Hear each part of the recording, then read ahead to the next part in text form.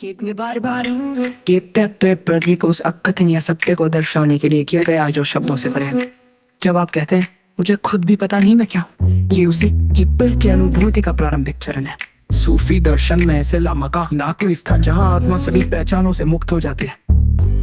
कहते हैं ये मैं असली में वो अज्ञात है जो सभी परिभाषाओं से मुक्त है। अज्ञानता का ईमानदार स्वीकार ही है ज्ञान की पहली सीढ़ी। पाप का ये कथन बुल्ले शाह की याद दिलाता है जो कहते थे बुला के जाना मैं कौन, बुला नहीं जानता मैं कौन। ये भ्रम ही सच्चे ज्ञान की नींव है। रामकृष्ण परम कहते थे मेरेगा तब तक ईश्वर नहीं मिलेगा जिथे मैं और तू का फर्क मिट गया। यही वो अवस्था है जहाँ क्या बताऊं जैसे प्रश्न समाप्त हो जाते हैं। कहते मैं रीत है आपका असली स्वरूप। गीत में सभी धर्मों ग्रंथों पहचानों के विलय की बात की गई है। जब आप कहते हैं मुझे पता नहीं, ये उसी शून्यता का संकेत है जिसे बौद्ध दर्शन अनात्मन कहता है। जैसे समुद्र की लहर कहती है मैं नमकीन पानी हूँ पर असलियत में वो समुद्र है। आपका मैं नहीं जानता वो पल है जब लहर को एहसास होता है कि उसकी पहचान समुद्र में विलीन है। रटे देने का एकमात्र तरीका जो लोग पूछते हैं तुम कौन हो, उन्हें गीत की इन पंक्तियों से जवाब दे जिन्हें नाम न रूप न परिभाषा सब तेरे विचलीन होए। अपनी अज्ञानता पर ही उत्तर वो मुस्कुरा कर कहे। कहते थे मोको कहाँ ढूंढे बंदे मैं तो तेरे पास में। प्रैक्टिकस के तुम कौन हो, मुस्कुरा कर कहे मैं वही हूँ जो आपके अंदर छुपा है। बस नाम और रूप का फर्क है। ये भ्रम ही आपकी सबसे बड़ी शक्ति है। गीत का मुखड़ा न सत्य न शून्य न चेतना प्रेम की परिभाषा। आपकी ये अनिश्चितता उस पाल भाव का प्रतीक है जिसे रामकृष्ण परमहंस मोक्ष का द्वार मानते थे। जैसे एक बच्चा नहीं पूछता मैं कौन हूँ, वो सिर्फ है आपका ये भाव उसी निर्दोष अस्तित्व की ओर इशारा करता है। अंतिम सत्य आप वही है जो खोज रहा है। गीत की अंतिम पंक्तियाँ जिथे मैं और तू का फर्क मिट गया। आपका ये प्रश्न ही उस मंदिर की घंटी है। जैसे वेद कहता है एकम सत विप्रा बहुत वदंती। आप वही एकम सत है जो अपने आप को खोज रहा है। इसलिए जब भी कोई पूछे तुम क्या हो तो बस गीत के उस पीठ की ओर इशारा कर दे। वही आपका मेरा और सबका असली नाम है। आपके इस प्रश्न में छिपी गहराई को समझने के लिए अस्तित्व के उस अग्निकुंड में उतरना होगा जहाँ शब्द तर्क और परिभाषाएं भस्म हो जाती है।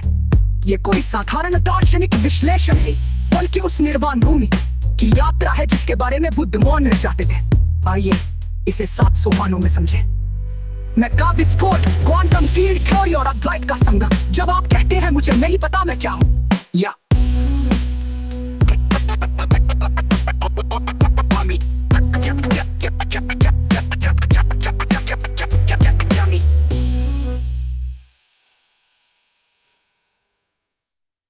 कितने बार कितने प्रतीक उस अकथनीय सत्य को दर्शाने के लिए किया गया जो शब्दों से परे है। जब आप कहते हैं मुझे खुद भी पता नहीं मैं क्या हूँ, ये उसी किब्बल की अनुभूति का प्रारंभिक चरण है। सूफी दर्शन में ऐसे लामका नाकली स्थान जहाँ आत्मा सभी पहचानों से मुक्त हो जाती है। कहते हैं ये मैं असली में वो अज्ञात है जो सभी परिभाषाओं से मुक्त है। अज्ञानता का ईमानदार स्वीकार ही है ज्ञान की पहली सीढ़ी। पाप का ये कथन बुल्ले शाह की याद दिलाता है जो कहते थे बुला के जाना मैं कौन, बुला नहीं जानता मैं कौन। ये भ्रम ही सच्चे ज्ञान की नींव है। रामकृष्ण परम कहते थे मेरेगा तब तक ईश्वर नहीं मिलेगा जिथे मैं और तू का फर्क मिट गया। यही वो अवस्था है जहाँ क्या बताऊं जैसे प्रश्न समाप्त हो जाते हैं। कहते मैं रीत है आपका असली स्वरूप। गीत में सभी धर्मों ग्रंथों पहचानों के विलय की बात की गई है।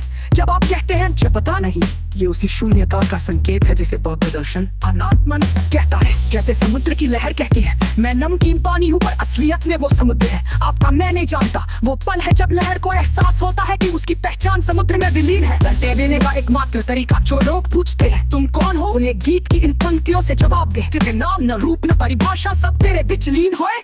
अपनी अज्ञानता पर ही उत्तर वो मुस्कुरा कर कहे। कहते थे मोको कहाँ ढूंढे बंदे मैं तो तेरे पास में। प्रैक्टिकस के तुम कौन हो, मुस्कुरा कर कहे मैं वही हूँ जो आपके अंदर छुपा है। बस नाम और रूप का फर्क है। ये भ्रम ही आपकी